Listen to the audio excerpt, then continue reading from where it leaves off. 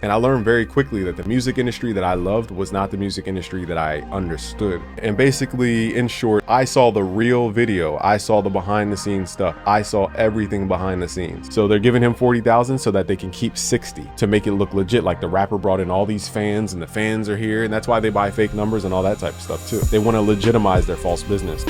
YouTube, I have some stories I never thought I'd share. These are 3 of my stories about the music industry that I've never shared before. Now this exposes the dark side of the music industry because it shows the actuality of the music industry. The stuff you hear about, the Illuminati, the dark parties, the this and the that, can actually be more true than you actually believe. So let's hop straight into the first story. The first story is a guy. So back in 2018, I did my own music videos. I was an independent artist showing other artists how to do it back in 2018. And so I flew to Miami, I flew to LA, and I did a whole bunch of music videos with video treatments, professional video people, professional, actors in the videos. And one of those actors happened to be Diana Manera, for example. Now, it turns out that when we did our video and all that type of stuff, and then a little bit after that, this other guy that hired her for a photo shoot, whatever he claims, a photo shoot. His name is, I think, Tony Tutini, if I'm saying that right, or Tony Tutoni or something like that. And he was this big guy on Instagram, had a ton of followers, and he promoted that like misogynistic, like use women as tables and use them as like dogs walking around women around his house, like that type of dark energy type stuff. If you're a family man like me, you understand how dark that energy is. Like you really have to hate a person to be able to put them through that agony and treat people like dirt like that. Just a dirty energy that he was putting out into the world. So I don't have any sympathy for his angle in this. So basically what happened was he would hire this person, Diana Manera, to come do a photo shoot at his house. Now, keep in mind, this guy has nightclubs, car dealerships, real estate. Now, I want to say it this way. How do you think a lot of these people in LA get their money? If you think it's legit, they just come up working a job and magically have millions of dollars to buy real estate and flip that into a car dealership and flip that into a nightclub. I need you guys to really understand what's behind the music business. Where does the energy come from behind the artists? Okay, a lot of these artists and a lot of that LA activity is backed by the Mexican cartel. If you don't know the Mexican cartel, they basically run Mexico. They are just Mexico's authority at this point for the most part. Now, it's a criminal organization. They do a bunch of stuff. I don't know all the small details, but my point is a lot of that dirty money has to get cleaned up in America. So how do they clean it? In cash run businesses, laundromats, nightclubs, some car dealerships. Real estate is known to clean money. You guys have heard the stories in hip hop. They'll take their hip hop money from the streets. Okay, they'll do their illicit activities on the streets and they'll clean it up in real estate and then try to flip the real estate. Always ask, where does the money start from? Where did this money come from? It doesn't come from nowhere. He got into a tiff with Diana Manera in this case, and it's all documented. You guys can go look it up. And basically, in short, I saw the real video. I saw the behind the scenes stuff. I saw everything behind the scenes. Okay. And what happened was, in reality, okay, I heard with his own voice, the dude, and I'm not accusing him of anything. I heard this with my own mouth. I saw the video, the original. I don't know if it got taken down or what, but the original video, okay, had this dude, this person telling the dog that was hopping onto Diana or whatever. He said something like, go hump her or go F her, something like that. I don't remember because it was so long ago. So this is all alleged.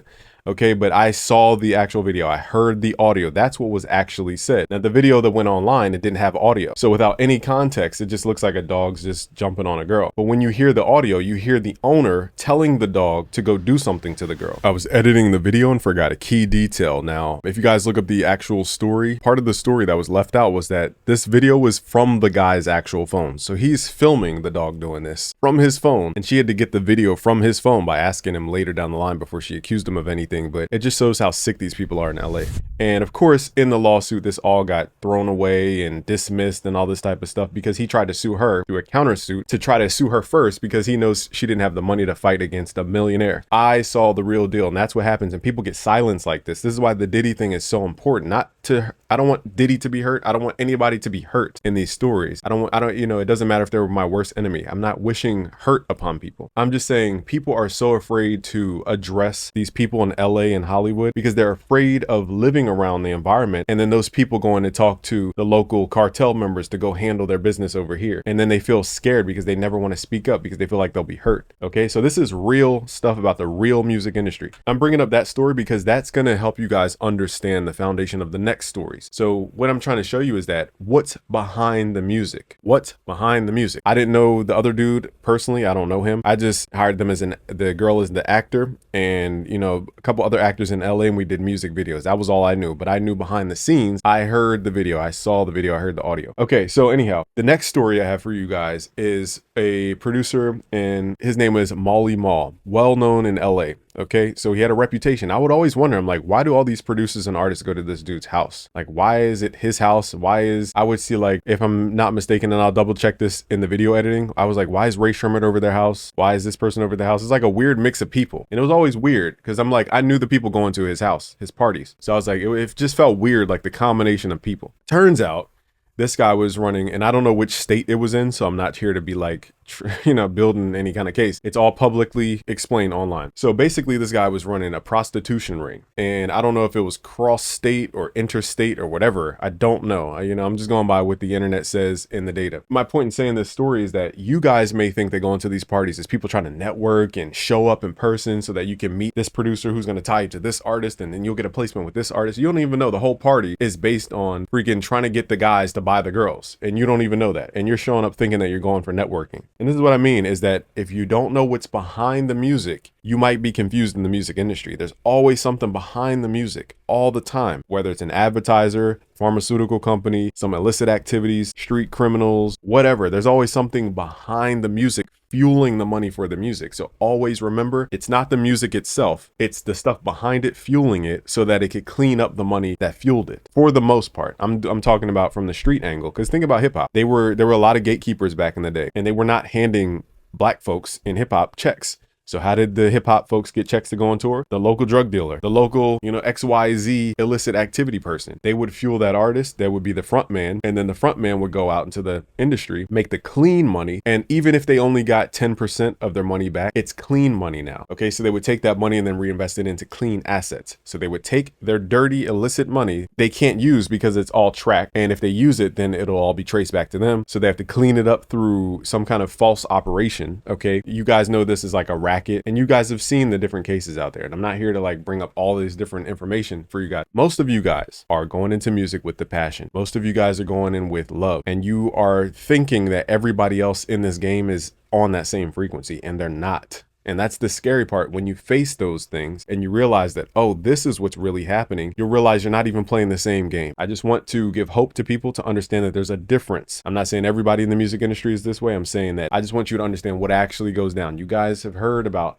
the big stories. But here's another story that I heard on Clubhouse, and this is all alleged but I heard it from the person themselves on Clubhouse. No record of this, but we heard it in audio form. A lady was being very vulnerable, and she said she would be going to those Molly Mall parties, and she was one of the madams. So if you don't know what a madam is, they basically recruit the other girls or manage the other girls, and keep them there. So she basically recruited other girls to come to the parties to do the illicit activities in that specific state. And she was telling me how it was way more than what it looked like. It looked like a music party where everybody showed up, but in reality it was this girl bringing in that girl bringing in that girl, because they all wanted to get to the rappers. Because when you're in LA, something that you might not understand if you haven't gone to LA is, one, the energy is very different, but two, you have millionaires and you have people scraping the bottom. So the people scraping the bottom say, how can I get around the millionaires? The people scraping the bottom say, oh, I know X, Y, and Z, this girl that this millionaire might like. So they bring X, Y, and Z girl to the parties to try to entertain the millionaire, because the millionaire can't go find that girl by themselves. They find that valuable. So they're almost trading relationships in LA as if it's like capital or money. And that's the weird part about LA, is that you really only understand that when you get there. You don't realize how much women are treated almost like a drug. It's just the weirdest thing. If you go to LA, you'll understand what I'm talking about. Now, the next story that you guys have all heard about is the Diddy story. Okay, and I'm not here to bash anybody's brand. I'm not here to wish death upon anybody. I'm not here to wish any harm on any party in all these stories. I'm just telling you guys the reality, because this story, the reason it was so significant is not because it was Diddy. It's because all of the stories that I just told you guys have been going on. It's just that the people felt so small that they could never share their stories, and they felt like they would always be harmed. So the thing about Diddy, and I'm just using his words, or his name, I should say. The thing about him that made this bigger is because we have now somebody who's well known, and then we have so many stories that were hidden that are now adding up to the well-known person. So now they can go address all those other not well-known people that were doing stuff like this. So we're going to see a chain of events in 2024 and 2025. Not that I'm wishing harm on anybody. What this meant is a symbol to say that the small guy won't get crushed by talking about the big guy anymore. All these stories that I told you are documented. You can go look all the stories up. The Tony Tatuni and Deanna Manera. Look that up. You can look up the Molly Mall. Look that up. Okay. You can look up the Diddy thing. It's so well covered now. There was a producer and artist. His name was Lil Rod. Now I met Lil Rod on Clubhouse. Everybody I met on Clubhouse, we had like our own, we call it the Clubhouse fam. If you met on Clubhouse, it was almost like going to Harvard. I understood for the first time in my life what the network effect was because I went to Clubhouse and I had so many different business relationships. So on Clubhouse, like I said, it's like the Harvard network effect. It was like true social media, true networking, true everybody trying to help other people. It was the most helping place I've ever been because it popped up during the pandemic. And one thing that humbled the millionaires and that humbled the people down here was that we're all human and we met here. And the millionaires were trying to help the people here because they realized all that money and fame and wealth doesn't mean anything if the person down here can't help them protect it. And so it was the most vulnerable environment during the pandemic where you had literally billionaires on stage with myself. We had, I think it was $1 billion net worth on stage. I was doing public speaking and I was just alongside giants. Why was that possible? It's because one, I built relationships, and then two, it's because we were all humbled to try to help the next person because it was so crazy during the pandemic times. But all I'm saying is in the story, we met Lil Rod on Clubhouse. So I never met him in person, but Lil Rod was kind enough and he was so enthusiastic, okay, to share me his album before it even came out, to share me his music. And he's a masterful musician. He's not just some average dude in the music industry. He's a master at his craft, like a super master at his craft. And I just remember he sent me his album early and let me hear it. And I was like, this is fantastic. Like it got me inspired to make music again. It was just so well done and so crafted. It was telling his story about his childhood and everything. And this is before the whole Diddy thing. So I didn't like pick up on it, but I picked up energetic imprints because after that point, I saw Lil Rod got recruited by Diddy. Now, initially I don't think I thought it was strange. I just thought, he must have met his talent out of Clubhouse. But it did seem something felt off. And I'm not saying it felt weird. I'm just saying something felt off when I started watching Lil Rod kind of go around with Diddy and do different things. It just felt, I'll kind of put it in a word that doesn't really explain what I'm saying, almost too good to be true. Not that Lil Rod didn't deserve it, but it's like, why would this person just immediately get next to Lil Rod and immediately elevate him that fast? It's because Lil Rod's super talented, but also all the other stuff you guys found out. So in doing all this, I'll say it this way. And keep in mind, guys, the reason I don't like sharing these stories is because Lil Rod's family was put into jeopardy. His life was put into jeopardy after revealing what he saw at the Diddy thing. Okay. So this is not like a menial story. And I'm saying it cautiously because I don't even want to put him in some kind of jeopardy by re-bringing the story up. So let me take a breather for a second. I really got to just breathe for a second because I think people who come into the music industry, they don't understand how much people sacrifice to get success. And it's not that they'll sacrifice this person and join the Illuminati and join some fraternity. It's just that the stuff that goes on, they can't say anything about it. They just have to take it and just hurt and hurt and hurt. And sometimes they lose a lot, but they can't say anything because they're bound by those golden handcuffs. And, the top three companies, Sony, Universal, Warner, they're keeping everybody else on their field of playing. And not saying that they condone any of this. They created the playing field for this. I'll just kind of keep it short because I really didn't want to tell this story. But you guys have seen or heard of the allegations that Lil Rod brought up against the Diddy situation. He said he was in a studio with Diddy one time, and this is all alleged, and you guys can look up many videos with the picture proof and all that. Okay, so Lil Rod apparently saw, according to his story, and I'm going off a rough memory here, he was in a studio with Diddy and I believe somebody else, and he said he heard, they went to the bathroom or something with some artist, and they heard a gunshot go off. According to Lil Rod's account, I don't know what was fact-checked and what was not fact-checked. I just remember seeing a picture. They think that Lil Rod was with Diddy when he had to handle some kind of business, or whoever handled the business shot some artist, and the artist, apparently the studio didn't want to report it as an incident, so they said that it was a drive-by or something like this. Now, we're not going to get into the obvious facts about that. We're not going to get into that. But my point is, you guys can probably tell, it's hard for me to tell the story because I don't want to hurt anybody's family by telling the story. This is all public information, by the way. So Lil Rod claims that he was with Diddy during the studio shooting of another person who was, I can't remember if he was taken to the hospital or not, but they claimed it was a drive-by. I'm going to leave it there because that's just one of the many stories that Lil Rod brought up. Now, Lil Rod was this close to Diddy, taking him around, seeing him on boats. I was like, okay, it just felt odd to me as an outsider. Okay. And then it turns out Lil Rod saw all the behind the scenes about what was going on about Diddy. You guys have seen the videos about Diddy. I'm not here to attack Diddy.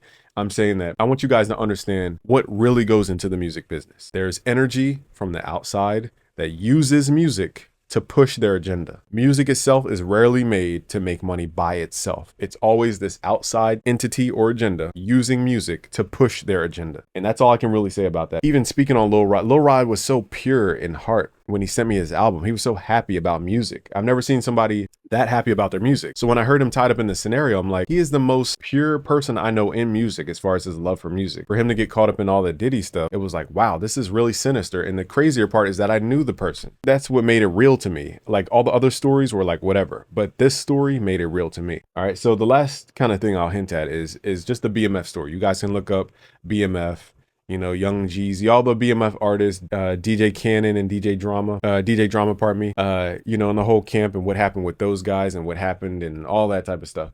But BMF was a huge force. Now, they were doing illicit activities. They used music to promote those illicit activities and to sell more of those illicit goods. So you guys might not understand this. And here's my last point. The reason in the 90s and 2000s we had so many like drug dealing rappers is because they were pushing their own product. They were making the music so that people would show up to a live venue. And I'm not saying that they didn't love music. I'm not saying that they didn't want to just perform. I'm saying that some people, and most of the time in rap culture, they would do these live events. Now here, let me just go through the whole chain. Okay, so you have somebody from the streets who does real estate. Okay, now that real estate person bought a local bar, a local venue.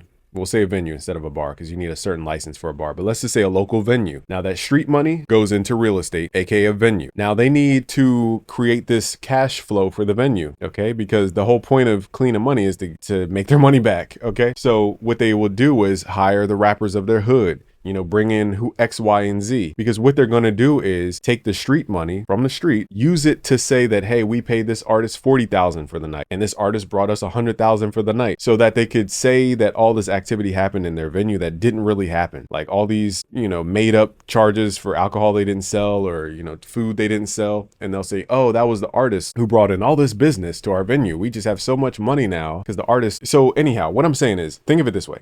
I know I'm kind of going off on a weird analogy, but visualize with me. You have street money, okay? Street money is illicit. That means it can't go through the clean money system without being cleaned up, okay? So they clean it through this thing called a venue, a real estate. They're going to use their venue to then hire the rapper. What is the rapper? The rapper is an affiliate, a front to cover up the illicit activity because they need to clean money. So let's say they bring in 100,000, okay? They need to clean 100,000. They're going to say, okay, we'll pay a rapper 40,000 because that's their way of using that rapper to be the front. They'll cut him in so that he doesn't snitch, basically. So they're giving him 40,000 so that they can keep 60 to make it look legit. Like the rapper brought in all these fans and the fans are here. And that's why they buy fake numbers and all that type of stuff too. They want to legitimize their false business. So always remember, guys, music was pushed by the mob. Even if you go to Vegas right now and you walk the strip, you'll see a lot of concert promoters giving out free tickets. That's because they want to fill up the venue as if they sold real tickets. They use that storefront to bring in the rapper. The rapper brings in fans, whatever that means. They inflate all the numbers and say they made a ton of money when they really didn't. They're just cleaning up that dirty money from the street. Okay, the rapper takes a little bit of the dirty money and the venue takes a little bit of the dirty money, and then they reinvest it in the next thing, whatever that thing is, whether it's real estate, more kind of shell corporations, or if it's more rappers. Okay, whatever the thing is, the rappers were just the front. And I'll never forget, I lived outside of Philadelphia, and I'll never forget going to a show in Ardmore where I forget what we were doing. We were just kind of being there to be at the venue. But then there was an artist performing, and they had like a little buddy in the crowd on, yo, man, you want some X, Y, and Z, yo? Hey, man, you want some of this, something. Meet me in the bathroom, yo. Meet me in the bathroom. You want some of this, whatever. And it's some dude that they just hired with the band or the group to pitch the illicit things to the crowd. What I'm saying to you guys, and hopefully you're getting the picture, is that in hip hop at least, and I'm not going to put this on every genre, was that they would use the street money to get the venue or the real estate. Use the real estate to bring in the rapper, the front man. The rapper brings in fans to clean up the dirty money. Let's say they do have actual fans who are coming to see them. Then they bring in their street dudes who have the illicit things on hand to pitch to the people in the bathrooms and wherever else they want to buy those illicit things. They don't sit on a corner and wait for people to pull up anymore. They go to these different live events and they take that money from the real estate venue, okay, and then they put it back into the artist's career to go to other venues that are networked in their little network to clean up even more money. Or they would go to the venue, use their artist to clean up the money, and then use that money to do other nefarious things. I don't know all the business behind, their side of things. You guys can watch Ozark. All right. Living outside of Philadelphia, I learned very quickly what BMF meant. And I learned this in like middle school, high school. How the heck does a person know in high school about BMF? That's how prevalent it was in Philly. And I learned very quickly that the music industry that I loved was not the music industry that I understood. It was something else. It was street crime. It was street money cleaned up by music. Okay. You ever wonder why an act blew up and then disappeared? It's because the street money disappeared. The fuel for that person's act disappeared, okay? And then they disappeared or they became less relevant. So once I understood the music industry in this way, I stopped chasing the celebrities, because celebrity is manufactured so that you don't understand what they're actually doing behind the scenes. Celebrities created as a front man. The front man is always used to clean up. They use the word straw man as well. So the front man is used to clean up the behind the scenes stuff to make it look legitimate. This happens in so many forms in the music industry. They use celebrity on these platforms like Spotify to get you to think that you can become a celebrity, so that you join Spotify, you give up all your IP to Spotify, you make pennies while, streaming farms and all the money's kind of going back to the top. So they're defeating their competition and they're making you think that you're going to be the next celebrity by going on their platforms, when in reality, the celebrities are the front men to get you to join the platform. You see how celebrities and rappers are always the front men for some other agenda? The rapper in the venue scenario was used as the front man to clean up the street money. It's always a front for something, okay? And once you understand that about the music industry, you'll understand real from fake very quickly, because you'll go, where did this money come from? Where did this energy come from? Where did their following come from? Okay, if it's all in the network that was cleaning up the money to begin with, then how is this even legit? I'm gonna leave it here. I know I kind of went on and on and on, but I wanted you guys to know the truth. These are real stories, and it just blows my mind how people still buy into the fantasy of the music industry. I'm going to teach you guys how to do legit business, online business, and how to build influence so that you can change the world for the better. I learned 3 things: show love, be filled with the spirit of truth, and complete your assignment. Those are the only 3 things you need to follow. Show love, be filled with the spirit of truth, and complete your assignment. If music is in your heart, that's part of your assignment. You could use that as fuel to get to your destination. All right, guys, subscribe if you're new, like this video. If you guys want more reading and more mindset stuff, I'm going to put up a website. If you go to busyworksbeats.com/book, I'm going to give you guys my producer Bible. It's basically about the mindset. In short, it's called the producer Bible because I read all of the parables from Jesus and I reworded them to make sense in our time. Okay, so that's why it's called the Producer Bible. And I have another book called Busy Signal, which teaches you how to run an online business by yourself so that you can make it profitable and learn how to do this online thing. So those are completely free. I don't sell those. Go to busyworksbeats.com/book to grab them for free. All right, guys, peace out.